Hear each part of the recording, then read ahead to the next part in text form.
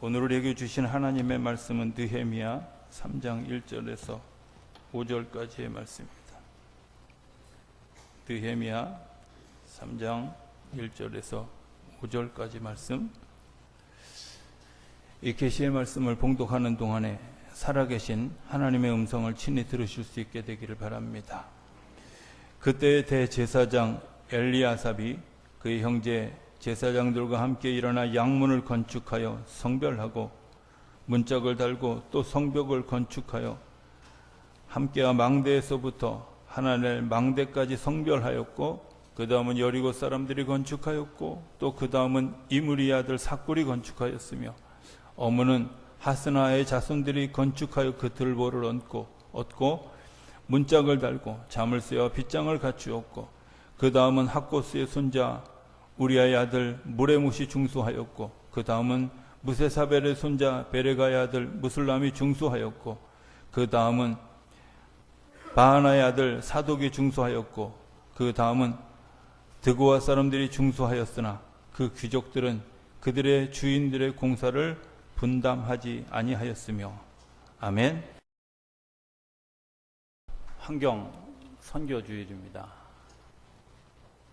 우리가 이제 흔히 환경을 얘기하면 나무, 바다, 강, 이런 자연 환경을 이야기하기 쉽지만, 한편으로는 우리가 살아가는 삶의 환경, 영적인 환경, 또 어떤 사회 환경, 이런 환경들도 저는 환경이라고 생각합니다. 오늘 환경 선교주일인 걸 알고 어제 동성애자들이 퀴어 축제인가, 발음도 잘 안 돼요, 그죠? 퀴어 축제인가를 서울시청 앞에서 했다고 전해 들었습니다. 아무래도 그 부분을 좀 제가 정리를 하고 가야 될 것 같아서 그런 생각이 들어서 말씀을 먼저 나눕니다. 제가 금요일 날도 그런 얘기를 잠깐 드렸습니다마는, 그 선에서 우리가 좀 분명히 해야 될 것들이 있다 하는 겁니다. 동성애를 지지하거나 관련 법안을 만들거나 또 그들을 인정하는 일들을 해서는 분명히 안 됩니다. 왜? 가장 쉽게 동성애자들이 결혼해서 아이를 낳을 수 없기 때문에 인구가 감소하고요. 그리고 동성애자들과의 관계 때문에 일어나는 수많은 질병들이 있어요. 다른 거 다 둘째 여러 개 다 치우고더라도 그런 여러 가지 상황들을 고려해 보면 동성애를 합법으로 인정한다고 하는 것 자체가 어리석은 일입니다. 이런 사람들이 있습니다. 왜 선진국에서는 그런 거 허용하느냐? 미국의 예를 들면, 미국 같은 경우는 독신자가 국가에 내는 세금이 자기 연봉의 40%가 좀 넘습니다. 그러나 결혼한 사람은 20%가 좀 넘습니다. 동성애자들이 자기의 성향을 그냥 유지하기 위해서 살아야 되는데 경제적인 손실이 너무 커. 사실은 동성애자들이 자기 문제를 합법화해달라고, 미국의 문제, 재작년에 미국에서 합법화됐는데, 그런 문제들이 이면에 깔려 있는 거죠. 이면에. 물론 다른 문제들도 있지만 그런 문제들도 이면에 깔려 있다. 저는 이유가 어찌됐든 동성애가 합법화된다고 하는 것 자체는 인정하고 싶지 않습니다. 그러나 우리가 하나 좀 고민해 봐야 될 것들은 있습니다. 뭘까? 동성애자 한 사람 한 사람에 대한 생각은 좀 달리 해야 된다는 거죠. 예수님 시대에 세리와 또 창녀들은 사람 취급받지 못하고, 아니 그 사람들은 구제불능인 사람처럼, 마치 지금 현재 시대의 동성애자들처럼 버려진 사람들이었습니다.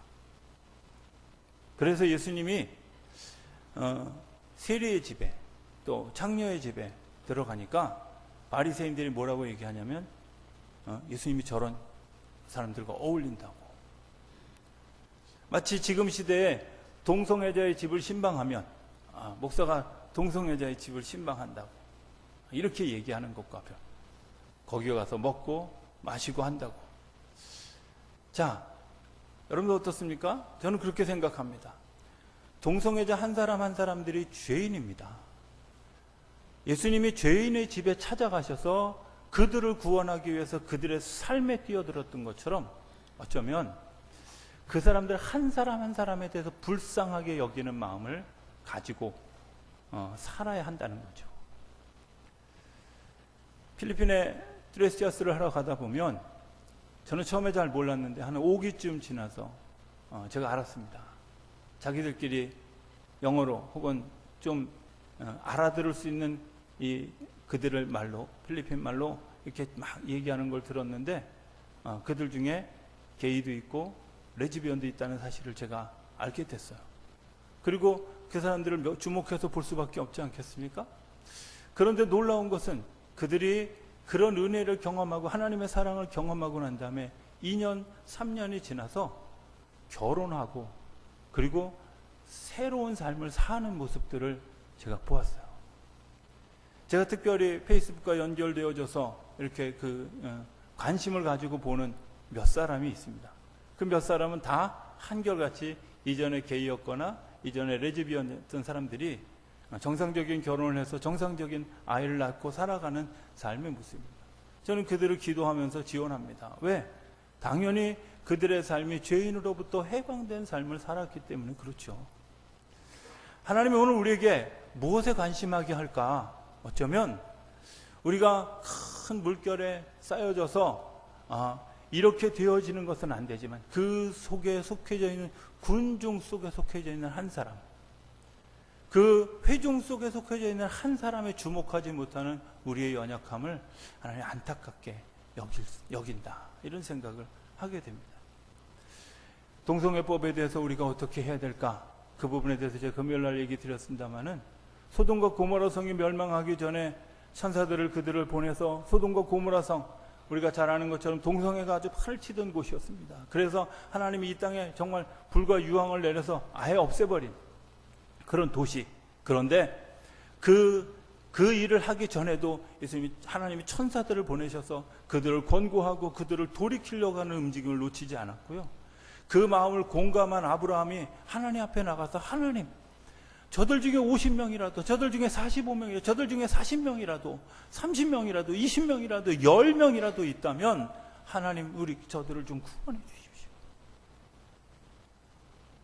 저는 이런 문제가 생긴 것이 어디에 있다고 생각하냐면 교회가 기도하지 않은 데 있다고 생각합니다. 교회가 기도하지 않은 데 있다고 생각합니다. 교회가 기도하지 않은 데 있다고 생각합니다. 정말 중요한 것들을 우리가 놓치고 있습니다. 나를 위해서 기도하는 것 중요합니다. 가정을 위해서 기도하는 것 중요합니다. 그런데 커다란 영적 환경이 우리의 삶을 에워싸고 그 영적인 환경을 우리를 정말 그 파도로 덮으려고 하는 그때에도 우리가 경각심을 가지고 기도하지 않는다는 거죠. 기도해야 돼. 오늘 성경에 나오는 느헤미야가 그런 겁니다.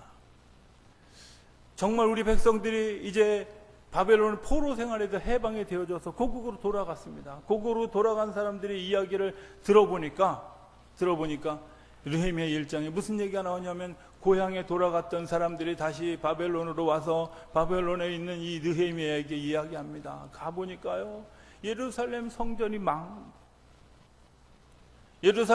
완전히 무너졌어요. 여기서부터 시작합니다. 이스라엘 백성들의 가장 중요한 핵심은 뭡니까? 가장 중요한 핵심은 성전입니다. 하나님과 예배하는 곳입니다. 저는 1996년에 성지순례를 처음 가서 통곡의 벽을 가이드가 열심히 설명하는데 저게 뭔 소리야? 그래서 어쨌단 말이야? 이런 생각이 들었어요. 근데 제가 돌아와서 통곡의 벽을 공부하면서 제가 알았어요. 왜 그게 그렇게 중요한 건지. 이스라엘 백성들의 모든 것이 그 성전에 담겨 있는데 성전에 남은 그 한 조각이 자기들의 희망이라고 생각하고 거기에 손을 대고 하나님의 자비를 구하고 거기에 쪽지를 넣어서 자기들의 기도를 구하는 일들이 그곳에 있는 거잖아요. 그들의 예루살렘 성전은 그들의 자존심이기도 하고 그들의 삶의 저수지이기도 하고 그들의 삶의 모든 것이기도 한 것이 예루살렘 성전이에요. 그런데 그 예루살렘 성전이 무너졌어요. 저는 이런 생각을 합니다. 내 삶이 무너진 게 도대체 뭘까? 내 삶이 무너져 있지 않고 정말 건강하게 서 있는가라는 질문을 이따금씩 하게 됩니다. 나는 정말 정신적으로 건강한가? 나는 영적으로 건강한가? 나는 육체적으로 건강한가? 우리가 한번 우리 스스로를 한번 체크해 봤으면 좋겠습니다. 하나님 앞에서 내가 생각하고 있는 것들이 내가 마음으로 품고 있는 것들이 정말 건강한가? 그리고 내가 말하고 행동하고 삶을 살아가는 일들이 정말 건강한가? 이런 것들이 우리 삶에 정말 한번 질문이 되어지면 우리의 모습이 아마 느헤미야가 그 성전이 파괴되어졌다는 이야기를 들었을 때 그때의 마음과 같을 거라고. 그런데 그 느헤미야가 그 성전이 파괴되어졌다는 이야기를 듣고 하는 행동들이 1장 4절 이후에 쭉 나옵니다.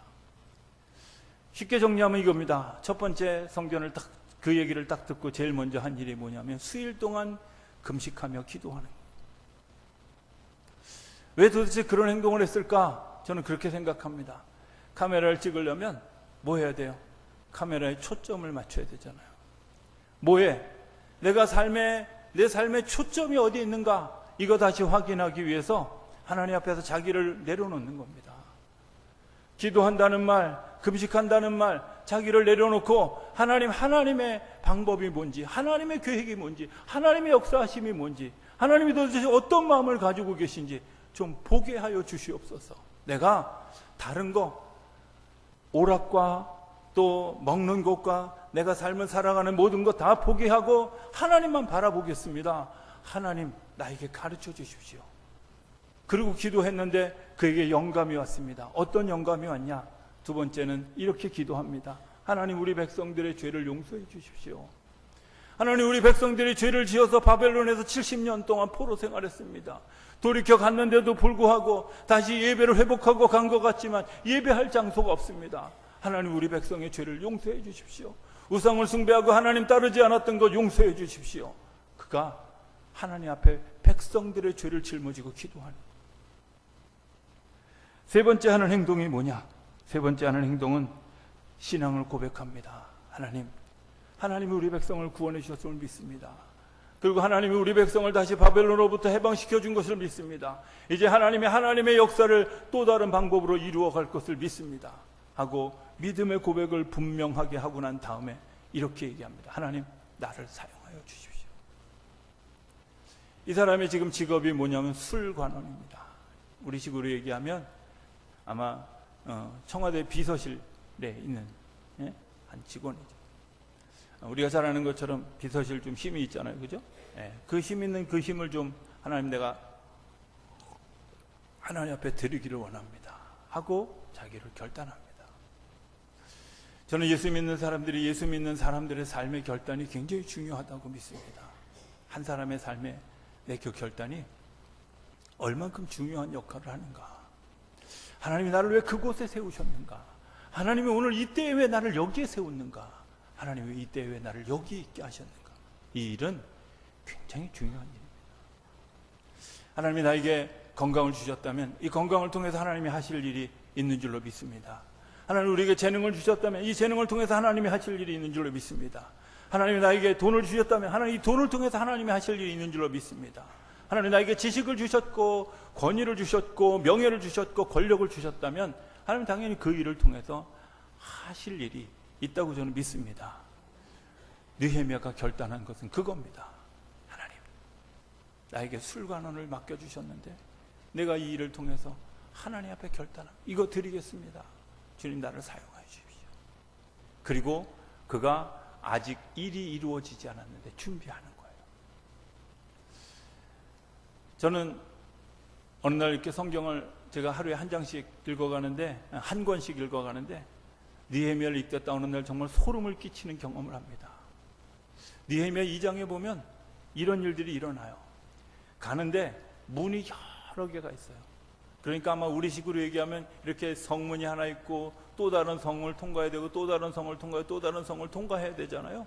그런데 이 느헤미야가 왕의 허락을 받고 자기 동네 예루살렘 자기네 민족이 있는 그곳으로 가는 데까지 수많은 문들이 있는데 그 모든 문지기의 이름을 다 알고 있는 거예요.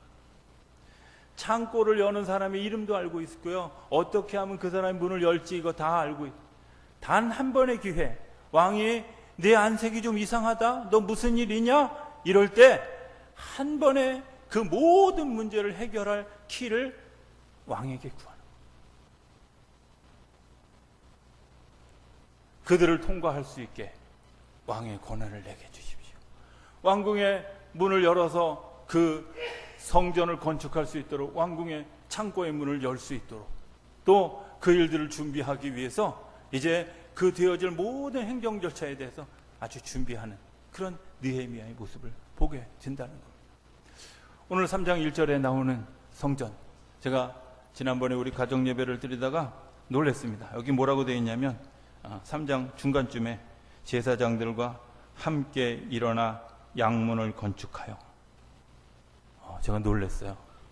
아무도 안 웃네. 아재 개그입니다. 그죠? 함께 일어나 뭘요? 하필이면 왜 우리 교회 이름이 양문교회인지, 그죠? 함께 일어나. 제가 그날 가정 예배를 드리면서 이번 주 설교는 이거다. 아주 그날 딱 정했습니다. 함께 일어나 양문을 건축하여. 모티브가 뭐예요? 모티브가 우리의 영적 환경이, 우리의 정신적인 환경이, 우리의 삶의 환경이 이제 변해야 되지 않겠습니까? 여기서부터 시작하는 거잖아요. 그런데 중요한 건 그 변화된 환경을 어떻게 할 거냐 하는 거죠. 성전은요, 성별된 자리입니다. 여기 왜 대제사장, 그의 형제 제사장 이렇게 이야기를 하느냐면, 이들이 왜 필요할까? 그것은 그들이 이 성전에 하나님이 임재하시도록 기도하는 일이죠. 문제 하나만 더 얘기하겠습니다. 할랄이라고 하는 것이 우리 나라에 들어오게, 할랄 식품이 들어와야 된다 말아야 된다는 이야기. 들어오면 안 되는 가장 커다란 이유, 짧게 얘기하면 할랄 식품을 만드는데 제사장들이 그것을 가지고 기도해야 돼요. 그냥 고기 갖다가 그냥 잡는 게 아니라 그 고기 가져다가 알라 이렇게 하면서 알라신들의 제사장들이 와서 기도를 해야 돼요. 그럼 자연히 할랄 식품을 만들면 알라신들의 제사장이 우리나라에 들어와야 돼요. 그러면 당연히 지금 가지고 있는 그들의 힘과 더불어서 포교하는 속도가 굉장히 빨라요. 유럽에 의하면 그 속도가 약 5.2배 정도 빨라졌다. 할랄 식품을 개방한 날부터.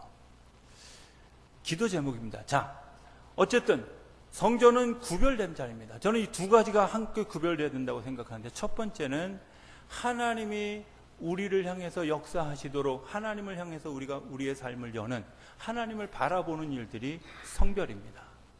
내가 하나님의 삶을 따라가겠습니다. 하나님의 마음이 뭔지, 예수님이 어떻게 삶을 살았는지를 내가 따라가겠습니다. 여러분들, 그게 성별된 자리, 거룩한 자리입니다. 두 번째는 나와 더불어 살아가는 모든 이웃이 하나님의 형상을 가진 사람입니다.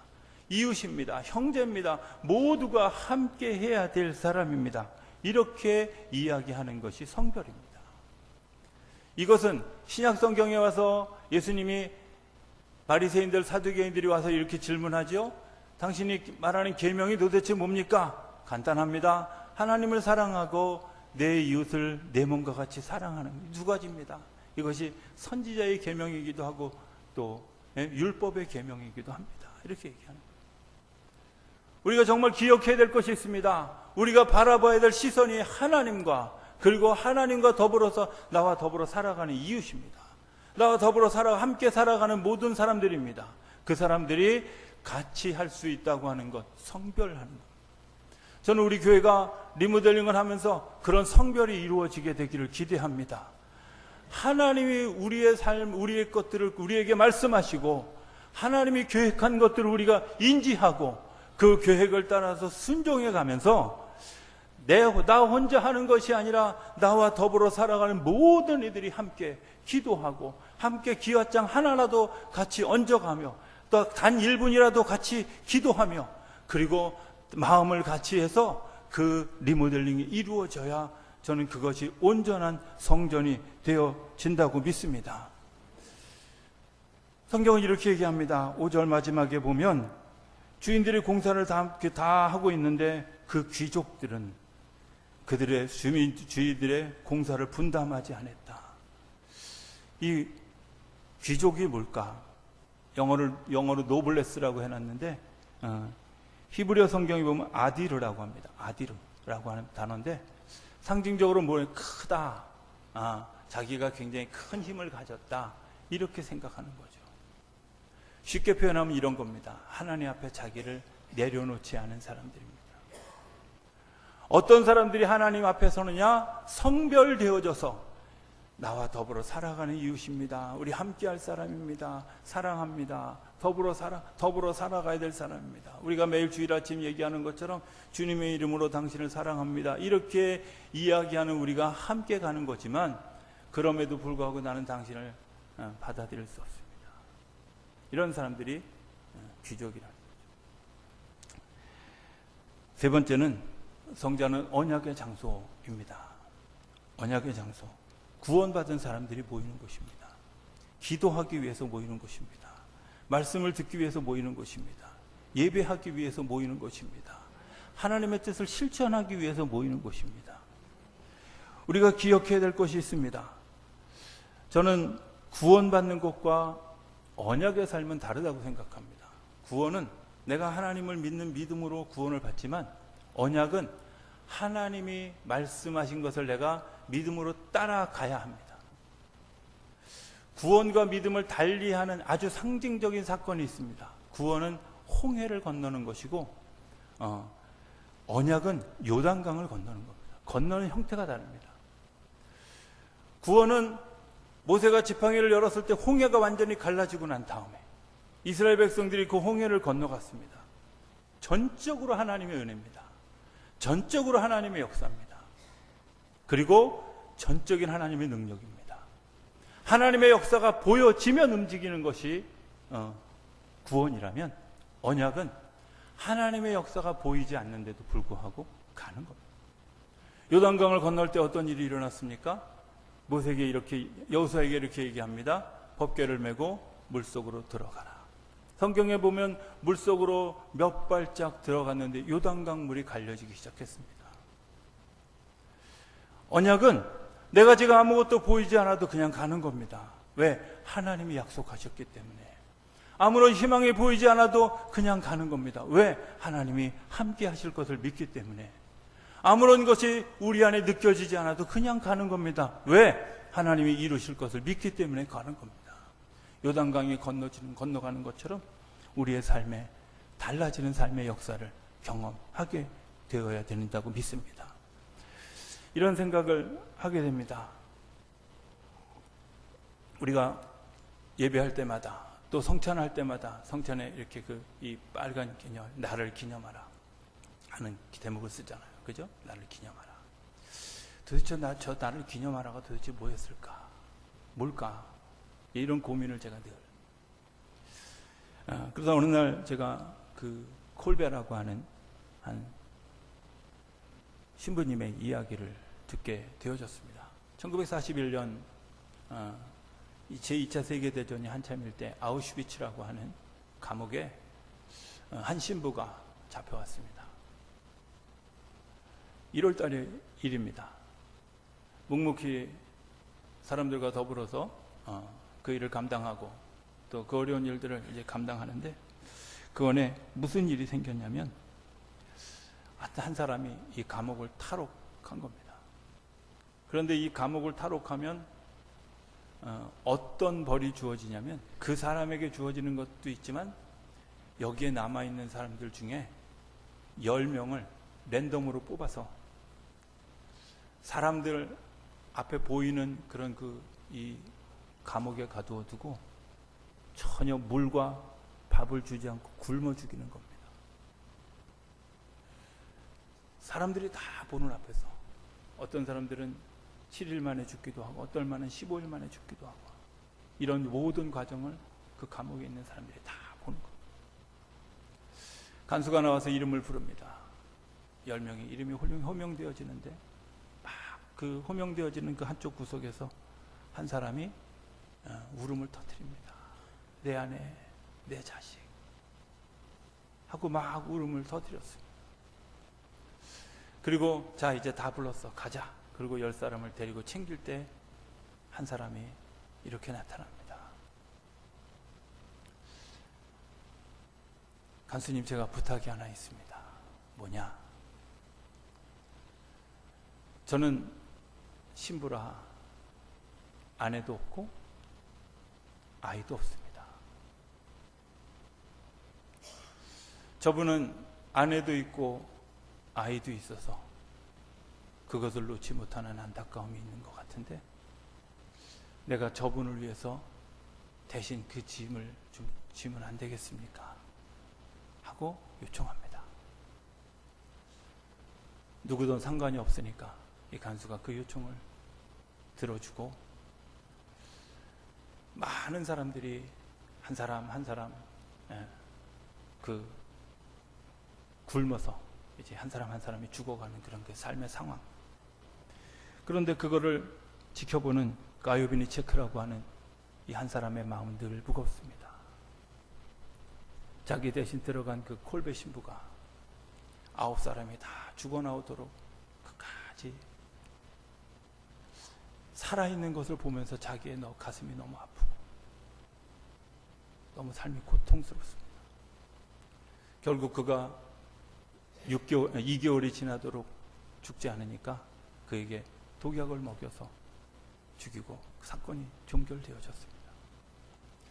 그리고 기적적으로 1945년 전쟁이 끝나고 이 가요비니체크가 다시 집으로 돌아와 아내와 아이들을 만나고 그리고 1년이 지나 해마다 그 아우슈비츠 감옥에 가서 그 콜베 신부가 자기를 위해서 죽었던 그 삶의 자리를 돌아보면서 자기의 자녀들에게, 자기의 아내에게 내가 이분 때문에 새로운 삶의 경험을 하게 되었다고, 내가 이분 때문에 새로운 삶이 내 안에서 이루어지게 되어졌다고 가르치고 이야기하고, 이거구나, 기념한다고 하는 것, 기억한다고 하는 것, 내가 염두에 두고 내 삶을 바꾼다고. 그의 계속된 고백이 이겁니다. 그가 나의 삶을 바꿨습니다. 나의 새로운 삶을 만들어 주셨습니다. 나는 그분을 영원히, 내가 그분 때문에 가졌던 새로운 삶을 내가 하나님 앞에 드리겠습니다. 하나님을 향해서 나의 삶을 드리겠습니다. 오늘 우리들의 삶에, 우리들을 위해서 예수님이 십자가에서 6시간의 그 고통스러운 경험을 하고 십자가에서 죽으셨습니다. 그 은혜로 저와 여러분들이 구원을 받았습니다. 우리에게 하나님의 언약을 주십니다. 어떤 삶을 살아갈 것인가, 그것은 오늘 내가 결정해야 합니다. 내가 어떤 삶을 사랑할 것인가, 기념할 것인가, 잊어버릴 것인가, 그건 내가 결정할 일입니다. 내가 그 기념을 어떤 방법으로 할 것인가, 내가 결정할 일입니다. 주님이 오늘 우리에게 다가오시는 그 마음을 우리 마음속에 다시 한번 새기고 믿음으로 응답하는 저와 여러분들의 삶이 되어질 수 있게 되기를 주 이름으로 축원합니다. 기도하겠습니다. 저희들을 사랑하시는 아버지 하나님, 하나님의 은혜와 사랑을 감사합니다. 오늘 저희들에게 주신 주의 말씀을 저희들이 듣습니다. 그리고 나를 베푸신 구원의 은혜를 저희들이 기억합니다. 오늘 저희들에게 네가 어찌할꼬, 주님 내가 어찌하여야 할까요? 하고 묻는 질문에 대답하시는 주님의 음성을 저희들이 듣게 하시고 그 믿음으로 우리의 삶을 반응한 것 때문에 하늘의 복을 누리는 우리 모두가 되어줄 수 있도록 축복하여 주시옵소서. 예수님의 이름으로 기도드립니다. 아멘.